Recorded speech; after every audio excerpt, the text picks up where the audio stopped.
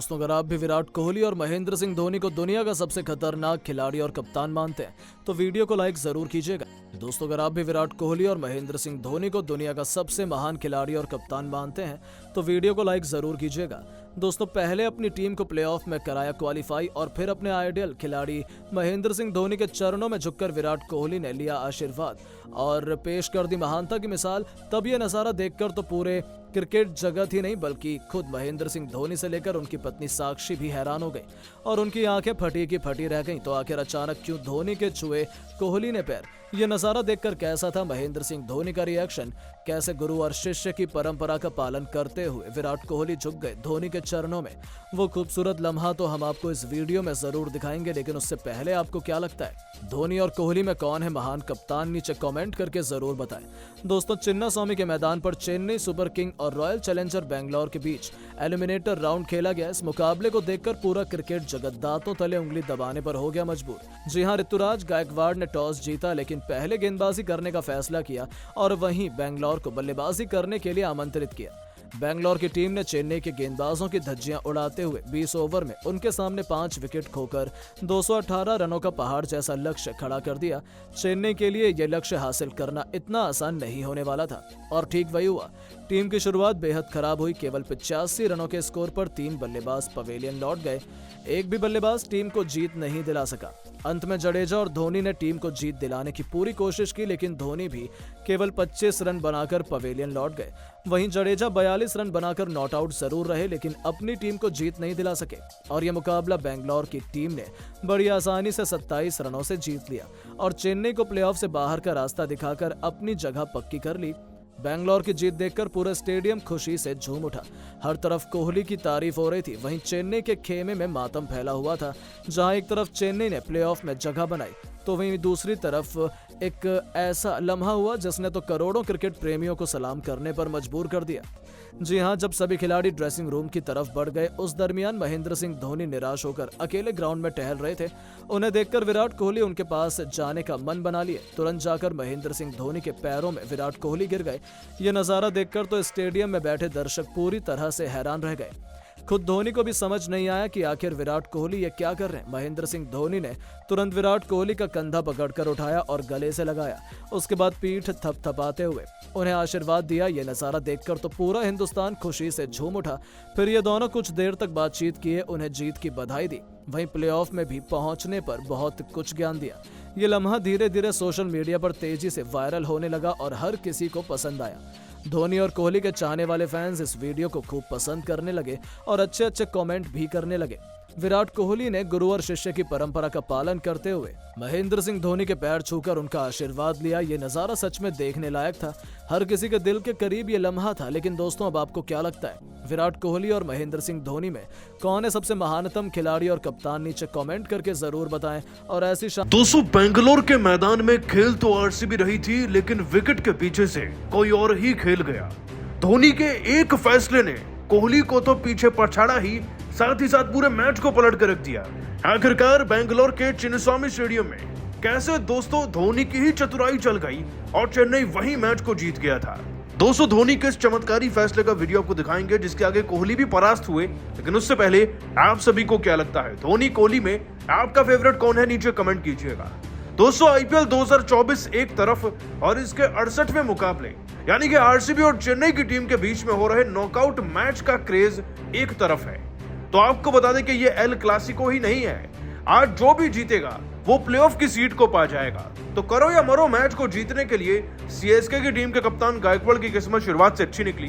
वो टॉस जीतकर उन्होंने बॉलिंग चुनी और दोस्तों बॉलिंग उन्होंने भले ही चुनी, लेकिन पहले 3 ओवर में 31 रन देखकर और लगभग 150-200 के स्ट्राइक रेट देखकर फाफ डु प्लेसिस और कोहली के ये ग्रीन सिग्नल सबको मिल चुका था कि मैच में कुछ बड़ा होगा। लेकिन फिर बारिश ने दखलंदाजी करी और मैच को रोकना पड़ गया। लेकिन जैसे ही मैच शुरू हुआ और आगे की 5-6 गेंदें चली तब भी दोस्तों तूफानी रन रुके नहीं थे। जी हाँ, आपको बता दें कि केवल फाफ डु प्लेसिस की बात करें तो वो बड़ी तेजी से 39 गेंदों में 3 छक्के 3 चौके लगाकर 54 रन पर थे और विराट भी 20 गेंदों के अंदर 35 से ज्यादा रन ठोक चुके थे। इनफैक्ट विराट ने तो एकदम से इतनी ज्यादा रफ्तार पकड़ी कि 4 छक्के 3 चौके लगाकर फिर वो 29 गेंदों में 47 पर पहुंच गए। और इस बात में कोई शक नहीं कि विराट अपना 50 भी पूरा करते और टीम एक बड़ा स्कोर बनाती। लेकिन विकेट के पीछे जानते हैं ना कौन है। वो पूरा खेल भी चलाते हैं और खेल में सारी चीजें भी। विराट कोहली और दोस्तों एम एस धोनी के बीच में एक फ्रेंडली सी झड़प हुई। वो आपस में बातचीत कर रहे थे, लेकिन एम एस धोनी कहीं ना कहीं भांप चुके थे कि विराट अब कहां कैसा शॉट खेलेंगे। तो वो जानते हैं किनको लेकर आए उनके सामने, एक स्पिनर को, एक स्पिनिंग ऑलराउंडर यानी कि मिचेल सेंटनर को लेकर आए। और दोस्तों जैसा कि हम पिछले कुछ दिनों से सुनते आ रहे हैं कि विराट स्पिन पे फंसते हैं, तो धोनी ने कहा कि चलो तुम्हें स्पिन पर ही फंसाएंगे। और फिर तो कुछ ऐसा किया कि जो देखने वाला था। दोस्तों धोनी का सिक्स सेंस एक बार फिर से मैदान में दिखा विराट को आउट करने के लिए। देखिए विराट कोहली को आउट करने से पहले उन्होंने एक सेटअप बिछाया। सेटअप यह था कि डेरिल मिचेल को लॉन्ग ऑन की तरफ भेज दिया गया इस गेंद से पहले। ये 10वें ओवर की बात है और दोस्तों पीछे से इशारा करते हैं एमएस धोनी सेंटनर को कि थोड़ा सा टर्न डालना और स्लो डालना। बस विराट ने वहीं फंस गए। दोस्तों विराट कोहली इस ओवर की चौथी गेंद पर खेलने तो जा रहे थे लेकिन कंफ्यूज हो गए, लेकिन बल्ले पर गेंद आ चुकी थी और फिर वो उसको अच्छी तरीके से उठा भी नहीं पाए, जिसके चलते शॉट तो उन्होंने लगा दिया, लेकिन गेंद उनके बल्ले के बीच में लगने की बजाय उनके बल्ले का एक बड़ा एज ले गई और लॉन्ग ऑन की तरफ चली गई, डाउन साइड की तरफ, जहां पर दोस्तों धोनी ने मिचेल को तैनात कर ही रखा था और मिचेल ने उनका आसान सा कैच पकड़ा, जिसके बाद 47 रन पर विराट की पारी समाप्त हो गई। और दोस्तों विराट की पारी समाप्त होने के बाद ना एक ब्रेक सा लग गया आरसीबी की टीम पर और कह सकते हैं कि वहां से वो रन बच गए 40 से 60 जो कोहली बना सकते थे टीम के लिए। आगे चलकर डुप्लेसिस भी रन आउट हो गए। इससे दोस्तों आरसीबी की टीम के खिलाफ चेन्नई को बहुत मदद मिली। अब कहने को तो सेंटनर ने गेंदबाजी करी, मिचेल ने कैच पकड़ा, लेकिन असली किरदार इसमें भी धोनी का ही है। दोस्तों धोनी की इस चालाकी को सलाम है भाई, जिसे कोहली भी नहीं बढ़ पाए, इनफैक्ट शायद अपने लास्ट मैच में भी धोनी के सामने। वैसे दोस्तों आप सभी धोनी की इस चालाकी को 10 में से कितने नंबर देंगे आज नीचे कमेंट कीजिएगा। दोस्तों चेन्नई और बेंगलुरु के बीच खेले गए करो या मरो के मुकाबले में कुछ ऐसा देखने को मिला जिसे देखकर पूरा क्रिकेट जगत दांतों तले उंगली दबाने पर मजबूर हो गया। जहां चेन्नई के गेंदबाजों ने भी अपना प्रचंड रूप दिखाया तो वहीं विराट कोहली और डुप्लेसिस ने शानदार बल्लेबाजी की। तो आखिर बेंगलुरु ने चेन्नई के सामने कितने रनों का पहाड़ जैसा लक्ष्य, कोहली ने अपनी टीम के लिए कितने रनों का दिया योगदान, चेन्नई को किस गेंदबाज ने कराई मैच में शानदार वापसी और किस गेंदबाज ने लिए सबसे अधिक विकेट, किस बल्लेबाज ने ठोके तूफानी अर्धशतक, कैसे दोनों टीमों के बीच के मुकाबले में बन गया रोंगटे खड़े कर देने वाला। दोनों टीमों के बीच खेले गए अब तक के पूरे मुकाबले की हाईलाइट हम आपको जरूर दिखाएंगे, लेकिन उससे पहले आपको क्या लगता है इस बार आईपीएल की ट्रॉफी कौन सी टीम अपने नाम करने वाली है, नीचे कमेंट करके जरूर बताइएगा।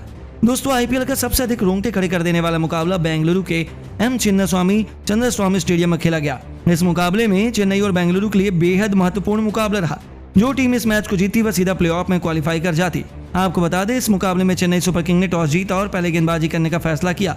वहीं बेंगलुरु को उनके घर में ही पहले बल्लेबाजी करने के लिए आमंत्रित किया। बेंगलुरु की तरफ से ओपनिंग की शुरुआत करने मैदान पर विराट कोहली के साथ कप्तान डुप्लेसिस आए। दोनों खिलाड़ी बेहद खतरनाक अंदाज में नजर आ रहे थे। वहीं चेन्नई की तरफ से पहला ओवर लेकर आए टीम के सबसे खतरनाक गेंदबाज तुषार देशपांडे बहुत खतरनाक गेंदबाजी का नजारा दिखा रहे थे। बेंगलुरु के बल्लेबाजों को रन बनाना काफी मुश्किल हो रहा था और इस ओवर में तुषार देशपांडे ने केवल 2 रन दिए। बेंगलुरु की शुरुआत कुछ खास नहीं रही। पहले ओवर में टीम ने केवल 2 रन बनाई और चेन्नई की तरफ से दूसरा ओवर लेकर आए शार्दुल ठाकुर। इनका स्वागत विराट कोहली ने दूसरी गेंद पर शानदार चौका लगा कर किया और अपनी टीम के स्कोर को तेजी से आगे बढ़ाया। वहीं विराट की बल्लेबाजी देखकर डुप्लेसिस भी अपने बल्ले का मुंह खोला।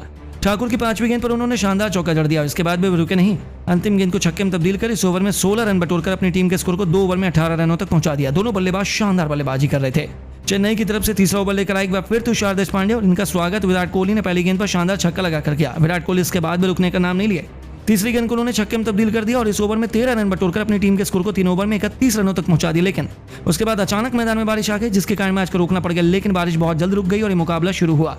दोनों बल्लेबाज इस अंदाज में बैटिंग करने आए। चेन्नई की तरफ से चौथा ओवर लेकर आए महेश तीक्ष्णा खतरनाक गेंदबाजी का नजारा दिखा रहे थे। बेंगलुरु के बल्लेबाजों को रन बनाना काफी मुश्किल हो रहा था और महेश ने अपने इस ओवर में केवल 4 रन दिए। बेंगलुरु का स्कोर 4 ओवर में केवल 35 रनों तक बन पाया।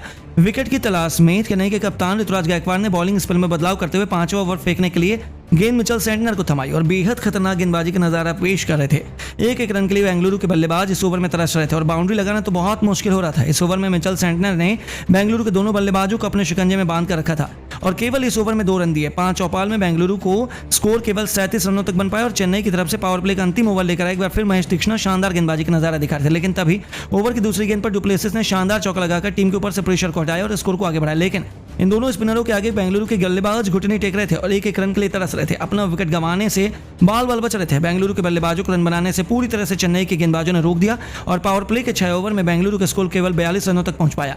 इन दोनों बल्लेबाजों ने मिलकर अपनी टीम के स्कोर को संभाला और एक के बाद एक कई चौके छक्के लगाए। विराट शानदार फॉर्म में नजर आ रहे थे और इन दोनों खिलाड़ियों के बाद भी बेंगलुरु के कई बल्लेबाज मैदान पर आते गए। सभी ने अपना प्रचंड रूप दिखाना शुरू किया, लेकिन वहीं चेन्नई के गेंदबाजों ने भी मैच को पलटने की पूरी कोशिश की और एक के बाद एक कई विकेट उखाड़ कर रख दिए। लेकिन बेंगलुरु के बल्लेबाजों को देखकर यही लग रहा था कि बड़ी आसानी से चेन्नई के सामने 170